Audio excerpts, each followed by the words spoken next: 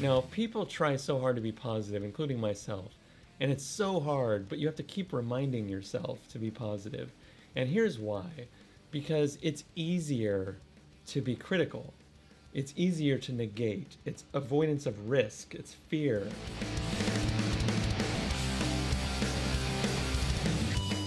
Fear and criticism. Critics. It's easier to criticize than do. Negation.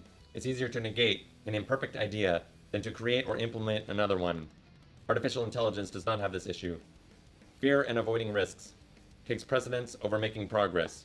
Another fault of the humans. Society especially can be fearful and reactive over doing something good. They are afraid of lawsuits instead of fixing a problem.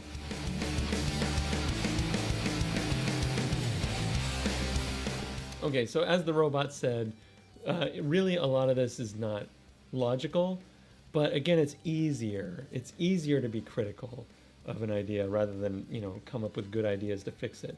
It's easier to negate an idea, just say no to it, than to actually do the thing that the idea is saying that you're going to do. It takes effort to do something. It doesn't take much effort to criticize or negate.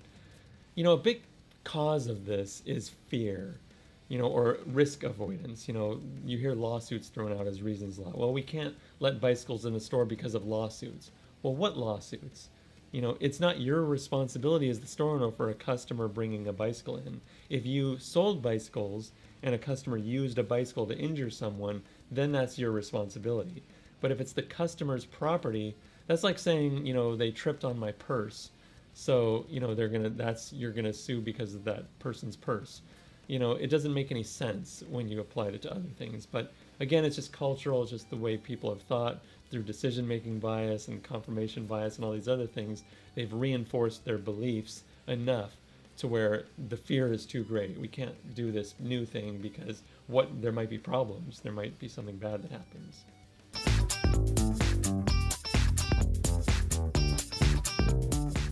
There are too many risks with bicycling. That's the first thing. The second thing is they cause problems, and it's just easier just to not have them. I think it's easier for everyone. So why do we even bother with bike lanes if they may or may not use them? That's the thing. Yeah, so this guy's clearly in the fear category where he's like, well, we can't do this because, it's this, and this, and it might cause problems, and this problem and that problem. So he's definitely in the fear and risk avoidance category. Well, people say that bicycling is great for the environment and that, recycling is really not that important, but I strongly disagree with this. And I think that bicyclists really don't understand the impact that they're having on the environment because they slow up traffic, which causes more exhaust. So if they would just go away, then more cars could be on the road and more cars could go through the roads safely. And therefore there would be less smog. So this guy, he's really just negating the idea because of his own biases. And, instead of saying, well, let's add the bike lane, what harm is it going to do? Especially in cases where it doesn't take away from car lanes. There's no real reason. But see, they come up with reasons of like, well, this is going to happen and that's going to happen. And no one really sees the long-term goal. Again, because it takes energy and effort. And even just to get on a bicycle, which is what he's maybe rightfully complaining about, that people just won't do it.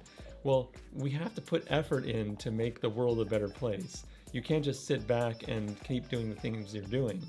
So, but again, it's easier to be in that stasis and just keep doing what you're doing rather than change and to do something new, to put energy in, to bicycle, to build bicycle roads. That all takes work and effort. So it's easier just to negate.